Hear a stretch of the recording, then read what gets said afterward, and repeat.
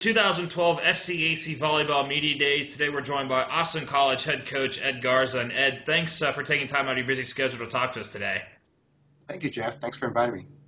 Ed, take us through your mindset as you begin your 17th season as the head coach of the Kangaroo Volleyball program. Well, this is my 17th year, and I'm very excited about it. We're looking forward to a great year. Have all my kids back. They're all healthy for the first time in a while, so we're excited about what the future holds for us. Ed, take us through how preseason preparations went. Hopefully you were able to stay pretty healthy. I know that's always a thing during preseason coaches strive for. So how did those preseason preparations go? The preseason went really well. All my kids showed up healthy, strong, and they worked out this summer apparently, so that's good. For the first time, I think we didn't have any major injuries other than blisters, little things like that. Not even a sprained ankle, but I'm going to knock on wood on that one.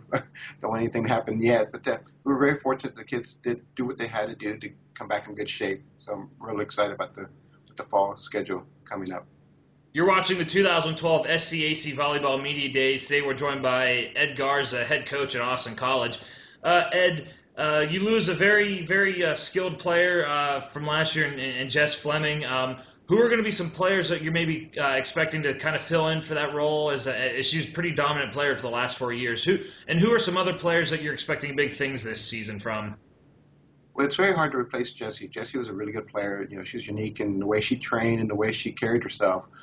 We're relying on two juniors, both on 162, Shelby Monkers, and then we have Rebecca Newberry of 5'10", middle. And she started for me for the last 2 years on and off. So we're relying on those two middles, along with the freshman middle, Reagan Holloman, who is very nice, had a very good little fall camp with us, preseason stuff, and she's doing really well. Of course, Kelly, my setter, Kelly McDaniel, will have to step up and kind of lead this team a little bit.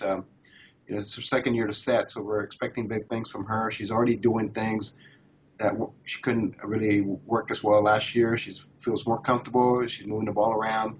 And she's very excited about this year. And we also have Shelby Eves, who was a freshman of the year 2 years ago. She's back full force and is ready, looking forward to a great year this year as a junior. Ed, talk a little bit about the strength of the SCAC name. Just quick glance, obviously year in and year out, it's arguably one of the strongest, if not the strongest conference at the Division III level in volleyball. Heading into the preseason, 4 teams are either in the top 25 or, in the Kangaroos' case, receiving votes in the top 20, or others receiving votes.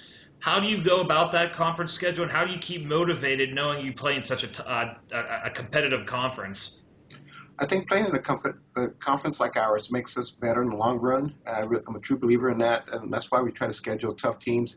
You have Julie Jenkins at Trinity, who's been there 28 years plus. And she's done a great job all those years that she's been there. So we all had to really set our bar a little bit higher.